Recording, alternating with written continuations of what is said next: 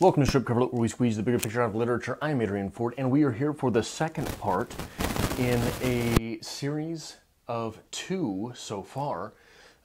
Me reacting to your prompts as to why I should continue reading Harry Potter.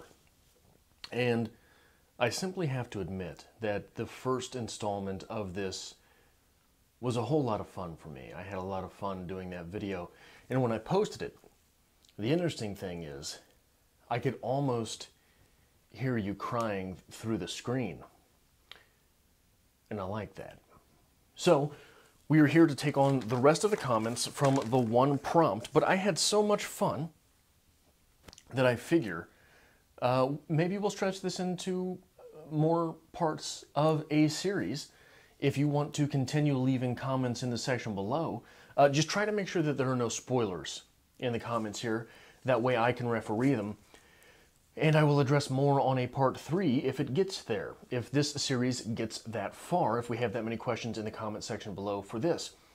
I think also, at the conclusion of the Harry Potter series itself, I might take open prompts for justifications to the series as a whole, if you would like to start formulating your arguments now.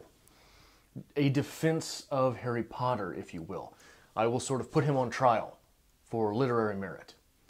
That might be a fun series, but also I would like to take a few seconds at the beginning of this to plug the fact that we will be doing a video every day of 2019 here on Strip Cover Lit, because we screwed up October. But also, we crossed 4,000 subscribers recently, and we will very soon, or we have already, set up a prompt in a video for an Ask Us Anything, where you can write in anything that you want to ask Dalton and myself. And also, in addition to that, an Insult Me Anything. So if I've hurt your wee little feelings too much throughout this Read Harry Potter series, and you're triggered, as it were, you are more than welcome to go to that video and leave an Insult Me Anything, an insult in the comments section to that video, to which Dalton and I will reply. But also, I've had so much fun doing this, and obviously hurting feelings in the process. I think I'm going to open up prompts for the Ask Adrian Anything series again. So you are more than welcome to leave a comment in the comment section to this video, a question in the comment section to this video, asking me anything for an Ask Adrian Anything video, which will make, it's going to be very difficult to do 365 literature-based videos in a year when we're focusing mainly on read-alongs and reviews. I think that the content would suffer, so I think I might sprinkle in once in a while and Ask Adrian Anything. So you were maybe start those comments with my name in capital letters, so I know how to differentiate these comments. If you have a question for the Ask Adrian Anything, start that comment, that question in the comments below with my name in capital letters, so I know to get to it in that fashion.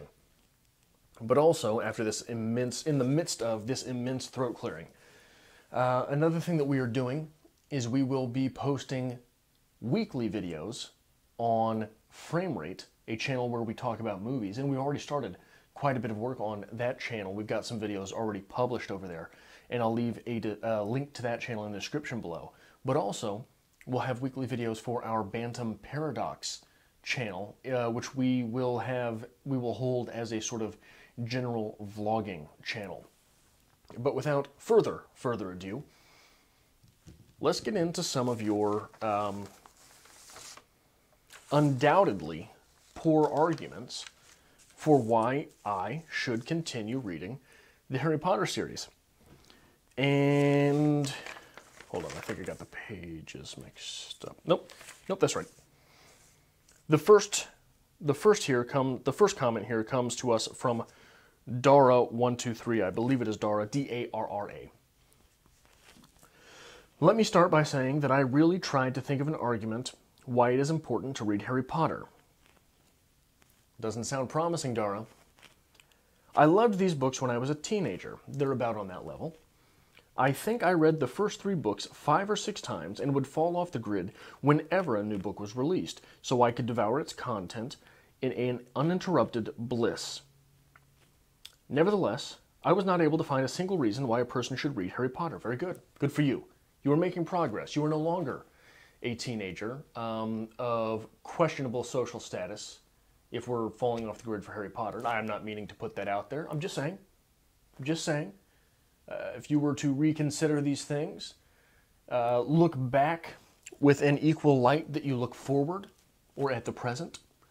It was recently in my life that I realized just how unpopular I was in high school, and it was very sobering. So perhaps the door is open to that sort of realization. Just going to put it out there.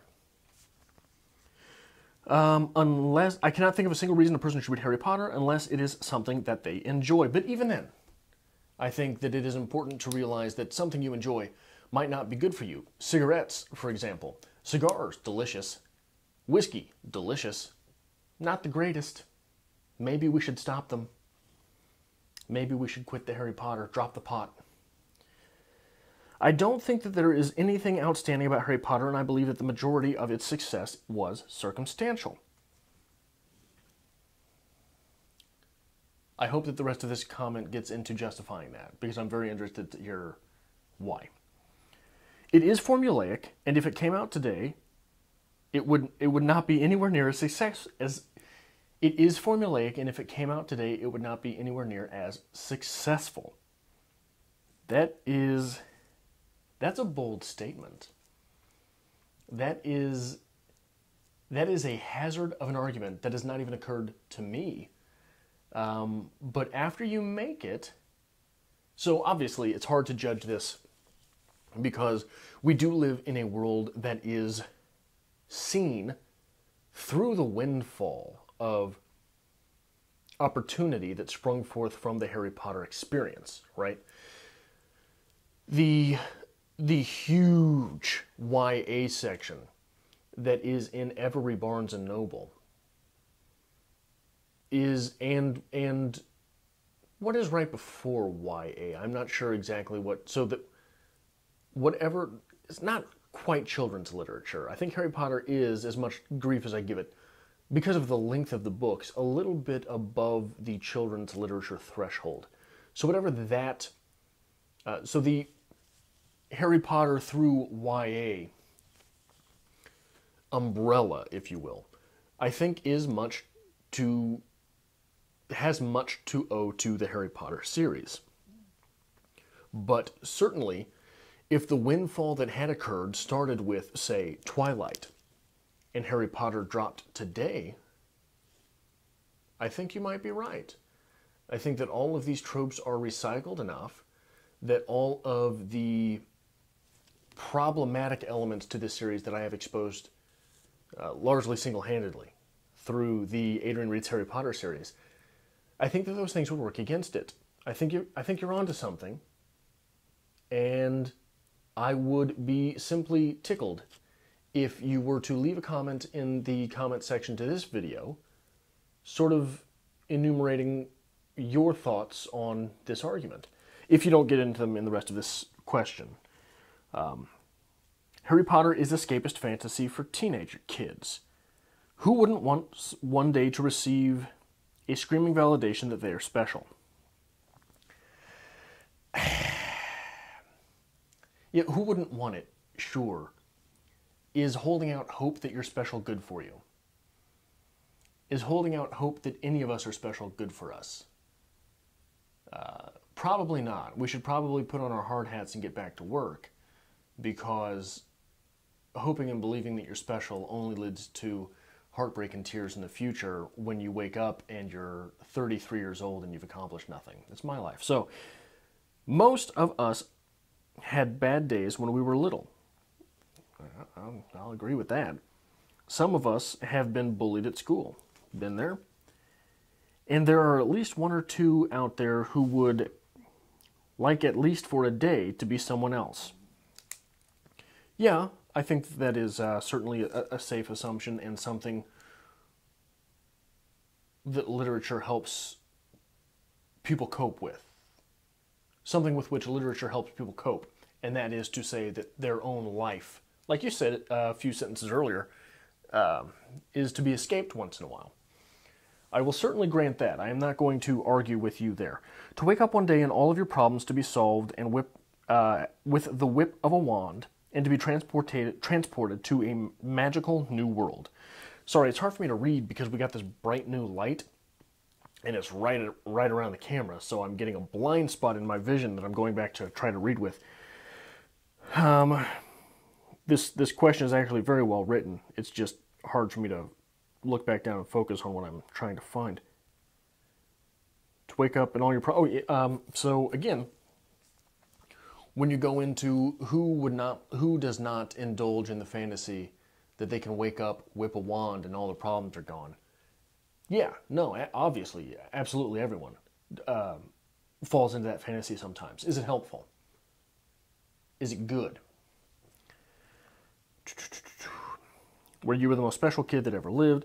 Teenage girls were Bella Swan, who smelled good, and the more mature females were Anastasia Steele, who was just there. What made Harry even easier to relate to was that Hogwarts is as close to high school as it could be. And I will go one step further with that. One of the things that makes Harry Potter perhaps more popular than he should be is the fact that he's got a bit of the Spider-Man thing going on for him, in that he is sort of a klutz in his regular life. That made Spider-Man, R.I.P. Stan Lee, that made Spider-Man very relatable to his readers. You were studying chemistry and Harry Potter is studying potions. You were studying biology and Harry is studying herbology. You were studying math and he is studying transfigurations. And math is kicking your ass this year and it sucks. Harry Potter books have enough magic to make the adventures whimsical, but not so much that they will alienate audiences. I would say that the magic involved is just enough to distract. You mention all of these herbology and biology, potions and chemistry, but we never become better as a student through reading Harry Potter. That's the one thing Spider-Man had on Harry Potter. Spider-Man was already a brilliant kid, which perhaps we cannot associate with which we cannot identify. But when we identify with a kid of Peter Parker, we are much more inclined to then value those things he values. Peter Parker really enjoyed the school stuff. Honest to God, I'm not making this up. Made me want to invest in school more. Was reading comic books. Iron Man was brilliant. Batman was brilliant. Peter Parker was brilliant. Bruce Banner was brilliant. And Wolverine smoked cigars. And I took after all of these things.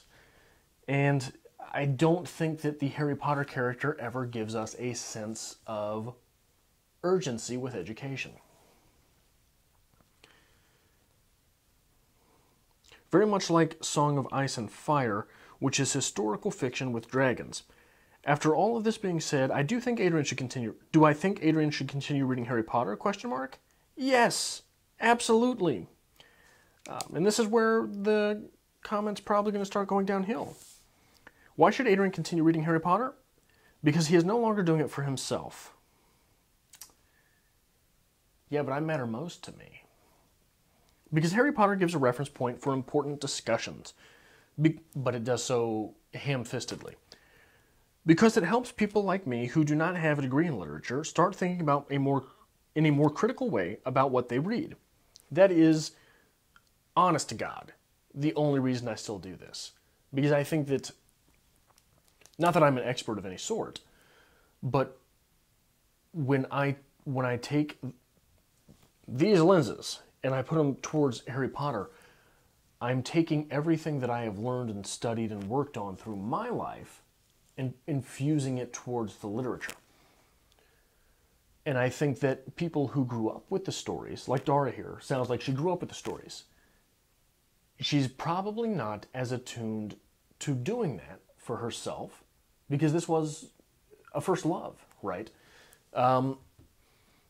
It's difficult to do that with something you are so heavily in which you are so heavily originally invested. Because he exposed to dangerous tropes and motives in a text that we have romanticized to a point where it is flawless in our eyes. I should probably just be reading your comment at this point, because all I'm doing is trying to make points which you've made so much better than I am stumbling over. Will Adrian lose from not completing Harry Potter? Not really, I agree. But will it be a great loss for the rest of us who really enjoy this dialogue? Will it be a loss for the rest of us that really enjoy this dialogue? I'm not sure. Maybe. I mean, being exposed to this girthy cranium has to be good for someone. Moving along. Clouded Mind writes in, Harry Potter is the awakening of childhood innocence, which is lost due to the adolescence of humans in the chaotic world. I would argue that Harry Potter is the awakening to irresponsibility in the wake of privilege. Moving along. This is another big one coming to us from Tommy Amoroso. We've got ample time here. Adrian, I myself have never been one to go aboard the hype train in my youth, but Harry Potter managed to make its way into my life as well as captivate me for different reasons. Managed to captivate me for 1, 2, 3, 4, 5, 6, 7, 8 periods. That's a hell of an ellipses. That is 2 2/3 ellipses. Different reasons. I'm hoping this does not turn pornographic, because that's the sense that I'm getting from the long ellipses. The stories that keep me coming back the most have always been the ones that were very flawed but filled with intriguing potential. Take a story like The Godfather, for instance. So I've never read the book, but I'm assuming you're going to compare this to the film, which again, we're crediting the books with the success of the movies. I think a lot of us are sort of muddying that water, sort of mixing those condiments together. But B, The Godfather's an all-timer. So I'm going to hope that you back this up. Take a story like The Godfather, because you're making a comparison here. For instance, that is one that by the accounts of many, including my own, is almost as close to a perfect story as a perfect story can. The Godfather is almost as close to a perfect story, to perfect as a story can get. I don't know why that tripped me up so much. And again, I'm just jumping points before the writer makes them, so I should probably calm down a bit. Upon revisits to The Godfather, I find myself utterly captivated by its brilliance with very few, if any, criticisms, and will often notice something new that I hadn't before. On the other hand, when returning to pieces such as Harry Potter, Star Wars, or even blasphemies, Godfather 3, I will often find myself putting it down or turning it off to reflect on what I would personally have done to make these stories more fascinating to me personally. That is why flawed stories with a sizable amount of potential will often inspire my imagination more so than things which are nearly flawless. That is a good point. It is a flawed point. I think that there is room to be inspired by something and still captivated by the potential which is there. Something such as Star Wars, the original trilogy, is hailed by many to be as perfect a science fiction story as ever there was, if not ever there could be. Or fantasy. I guess it's somewhere in the middle, I think. Maybe it's not. Maybe it's pure fantasy. Just with some shiny new toys involved. But it has inspired more growth of the Star Wars universe than the Harry Potter universe, I feel, has even the potential for.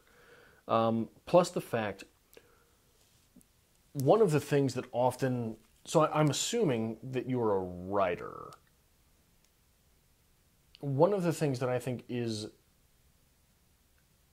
inspiring and troublingly so is... I am sort of winding down on time here, aren't I? Troublingly inspiring is being slapped in the face with a piece of fiction that is so perfect you don't think you'd ever be able to do anything better. But at the same time, you have learned so many things from that piece that you simply have to put them into practice. For me, As I Lay Dying is a text like that. As I Lay Dying is gorgeous and magnificent and so heavy and just beautiful in every way. And I'll never be able to write anything like that. But I can't read a paragraph from that book without wanting to write something of my own. And I hope that if you don't have that text, the text that I Lay Dying is for me, I hope that you find that. Because it's much different. Stories like Harry Potter, Star Wars... Oh, yeah, right, we're past that. No, we're not. Are in essence a sort of creative exercise for me. Speculating about how already existing plots containing enormous and unfulfilled potential could somehow be improved is a rather joyful activity for me, and I believe it assists me in further creative endeavors, which I plan to undertake in the future via possible collaborations with others. Have you ever heard the phrase to capture one's imagination? Well, in a sense, Harry Potter has done that for me and continues to do so to this day. Though, of course, I may have interpreted that phrase a little differently than most. Please note that I am not a writer. Oh, I am not a writer, nor am I an avid reader. Well, I'm jumping the gun too often here, I suppose, Tommy. I actually learned to read later in life due to a sensory issue I had with paper. However, when the internet came into my life, so too did the ability to read naturally at an intelligent-sounding pace. I'm troubled by the phrase an intelligent-sounding pace because I read so slowly. Most people and booktubers alike run circles around me. So I'm troubled a bit by that phrase. I am currently an up-and-coming actor, singer that dabbles in the aiding of creating new stories, coming up with new ideas, and of course, my favorite, creating new adaptations of already existing stories that are dear to my heart and for whatever reason, such as aiding in the creation of a musical version of what already exists. I would challenge you, Tommy, to take a text that you do love and write an extension of it. So, for example, Rocky Horror Picture Show. What's the story with Frankenfurter? How did he end up on Earth? Why did he want to come to Earth? If that is something that inspires you, write that story. And then, because that sounds like the natural branching off of what you're talking about there, and then just switch all of the names involved. Because what you've done is you've written an entirely original creative piece that need not be dependent on another text. So I think you're rolling slowly down that hill, and by the time you get to the bottom, you'll be a full snowball. Never underestimate the power of a genuinely good musical. Though, of course, it must be noted that most musicals are rather trashy. Ooh, maybe you should write in for Dalton. Particularly the ones that end up popular. That's not to speak for all popular musicals, of course. As an up-and-coming performer, I have indeed developed certain bias towards certain stories, usually to ones which I believe will benefit me in some fashion. I would love to if I lived within close quarters of you two. I'm sure we'd have many interesting conversations. For the record, I'm 5'8" and look like a lankier version of Adrian. What you mean is, you're not as fat as me. Though I have a much deeper voice. Much deeper? Tommy, how much deeper? Is it just deeper? Or is it deeper and more smooth? Because let's be honest. There's a lot to do with intonations here. The octave is not all that makes a great voice. I guess what I'm trying to say is, would you rather take me as your Sith apprentice, Adrian? Yeah, maybe, rather than Dalton, for sure. Seriously, I would like you both to know how much this series, the two of you have conjured up and brightened my life. I appreciate that, Tommy. I have 3 comments left, so I guess we are going to unwittingly have to extend this to a 3-part series anyway. Unfortunately, these next 3 comments, or fortunately, I suppose, these next 3 comments are of the shorter variety. So if you have any arguments as to why I should continue reading the Harry Potter series, I urge you to leave them below so that I will have at least one more full episode after this in order to fill the full episode, because I don't know if these 3, again, I haven't read over any of these. I don't know if these 3 will constitute an entire episode of convince me why I should continue reading Harry Potter. But that's all I have time for right now. I hope that if you enjoy this sort of thing, or if I made you cry, hit the like button. It's the only way to shut me up, I promise. Hit the subscribe button if you have not already, and I hope to see you for the next episode of Stripped Covered Lit. I hope to see you for all 365 episodes in 2019. I hope to see you on Bantam Paradox, and I hope to see you commenting on frame rate as well. And maybe stick around for the next episode of Convince Me Why I Should continue reading the Harry Potter series as well.